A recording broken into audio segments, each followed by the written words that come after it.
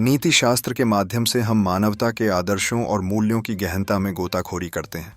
नीति शास्त्र के स्वरूप तथा क्षेत्र को भली भांति समझने के लिए इसकी मुख्य विधाओं पर भी संक्षेप में विचार कर लेना आवश्यक है। इन विधाओं के विवेचन से यह स्पष्ट हो जाएगा कि नीति शास्त्र की प्रमुख समस्याएं कौन सी हैं। अधिकतर आधुनिक नीति शास्त्रियों के मतानुसार नीति शास्त्र की दो मुख्य विधाएं हैं, मानकीय नीति शास्त्र तथा अधिनीति शास्त्र। आइए हम नीति शास्त्र की इन दोनों विधाओं को क्रमशः यहाँ जानने का प्रयास करें। आदर्श मूलक नीति शास्त्र। नीति शास्त्र की सबसे प्राचीन विधा मानकीय नीति शास्त्र अथवा आदर्श मूलक नीति शास्त्र है। वर्तमान शताब्दी में अधिनीति शास्त्र के विकास से पूर्व संपूर्ण नैतिक दर्शन को आदर्श मूलक नीति शास्त्र तक ही सीमित समझा जाता था। इसका मुख्य कारण यह है, प्राचीन काल से नीति शास्त्र की मूल समस्याओं का अध्ययन इसी विधा में किया जाता रहा है और अब भी किया जाता है। जैसा कि इसके नाम से स्पष्ट है, आदर्श मूलक नीति शास्त्र का मुख्य उद्देश्य मनुष्य और उसके कर्मों के लिए कुछ विशेष नियमों, सिद्धांतों या आदर्शों का युक्तिसंगत प्रतिपादन करना है।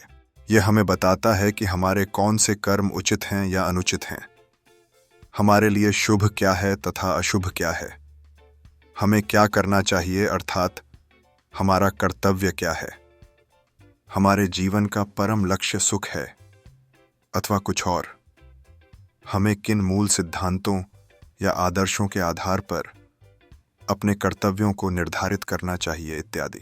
दूसरे शब्दों में शुभ अशुभ, उचित अनुचित, कर्तव्य, अंतिम साध्य आदि से संबंधित सभी समस्याओं पर आदर्श मूलक नीति शास्त्र के अंतर्गत विचार किया जाता है। इन समस्याओं के संबंध में यह जो सिद्धांत प्रस्तुत करता है उनके समर्थन में पर्याप्त एवं युक्तिसंगत कारण देना आवश्यक होता है, क्योंकि इन कारणों के अभाव में इसके सिद्धांत निष्पक्ष रूप से मनुष्य का मार्गदर्शन नहीं कर सकते। इस प्रकार आदर्श मूलक नीति शास्त्र का उद्देश्य मानव जीवन के लिए आधारभूत नैतिक सिद्धांतों या आदर्शों का प्रतिपादन करना ही नहीं, अपितु उचित एवं पर्याप्त तर्कों द्वारा उनका समर्थन करना भी है। अनेक दार्शनिकों ने आदर्श मूलक नीति शास्त्र को अत्यधिक महत्व दिया है और इसे ही संपूर्ण नैतिक दर्श के रूप में स्वीकार किया है।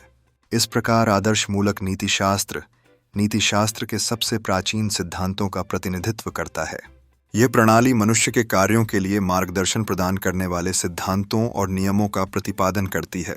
मानव जीवन में शुभ अशुभ, उचित अनुचित, पाप पुण्य का निर्धारण, कर्म सिद्धांत, पुनर्जन्म, सुख की प्राप्ति और कर्तव्यों का निर्धारण आदर्श मूलक नीति शास्त्र में प्रमुख स्थान रखता है।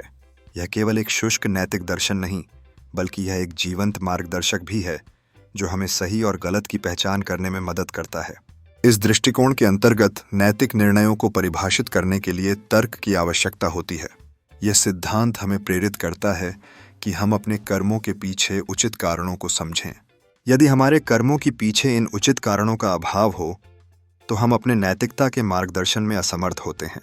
दूसरी ओर वर्तमान शताब्दी में अधिनीति शास्त्र के रूप में नीति शास्त्र की एक नई विधा का विकास हुआ है, जिसे मेटा एथिक्स कहा जाता है। इसे ही विश्लेषणात्मक नीतिशास्त्र अथवा आलोचनात्मक नीतिशास्त्र की संज्ञा भी दी जाती है। इसका उद्देश्य नैतिक सिद्धांतों या आदर्शों की स्थापना करना नहीं, अपितु नैतिक निर्णयों के स्वरूप तथा अर्थ का विश्लेषण करना और ऐसी विधियों की खोज करना है जिनके द्वारा इन निर्णयों के औचित्य अनौचित्य का निश्चय किया जा सके। अधिनीति शास्त्र के अंतर्गत जिन मुख्य प्रश्नों पर विचार किया जाता है उनमें कुछ प्रश्न इस प्रकार हैं कि शुभ, उचित, कर्तव्य आदि नैतिक शब्दों का वास्तविक अर्थ क्या है, अर्थात जब हम इन शब्दों का प्रयोग करते हैं तो हम इनके द्वारा क्या कहना चाहते हैं। नैतिक निर्णयों का स्वरूप क्या है, क्या ये निर्णय पूर्णतः व्यक्तिनिष्ठ हैं अथवा क्या इन्हें पूर्णतः वस्तुनिष्ठ माना जा सकता है।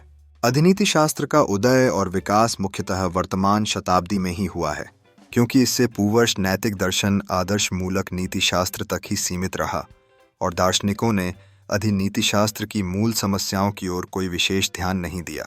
अधिनीति शास्त्र नीति शास्त्र में नई सोच लाती है। विश्लेषणात्मक नीति शास्त्र के रूप में ये नैतिक सिद्धांतों या आदर्शों की स्थापना नहीं करता, बल्कि नैतिक निर्णयों के अर्थ और स्वरूप का विश्लेषण करता है। यह प्रश्न पूछता है कि उचित, शुभ और कर्तव्य जैसे नैतिक शब्दों का वास्तविक अर्थ क्या है। इस विधा के अंतर्गत विचार किया जाता है कि क्या ये निर्णय पूरी तरह व्यक्तिनिष्ठ हैं या वस्तुनिष्ठ।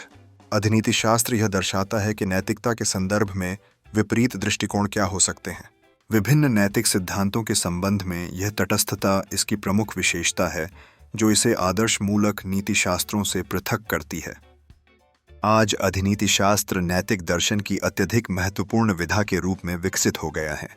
अतः आदर्श मूलक और अधिनीति शास्त्र दोनों नीति शास्त्र की दो महत्वपूर्ण विधाएं हैं जो हमें नैतिकता की गहराई में जाने में मदद करती हैं। जबकि आदर्श मूलक नीति शास्त्र हमें नैतिक सिद्धांतों को समझने का अवसर प्रदान करता है, वहीं अधिनीति शास्त्र हमारी सोच को विस्तारित करता है। इन दोनों विधाओं का समावेश नीति शास्त्र को एक गहन और व्यापक दृष्टिकोण प्रदान करता है, जिससे हम न केवल नैतिकता का ज्ञान प्राप्त करते हैं, बल्कि इसे अपने जीवन में भी लागू कर सकते हैं।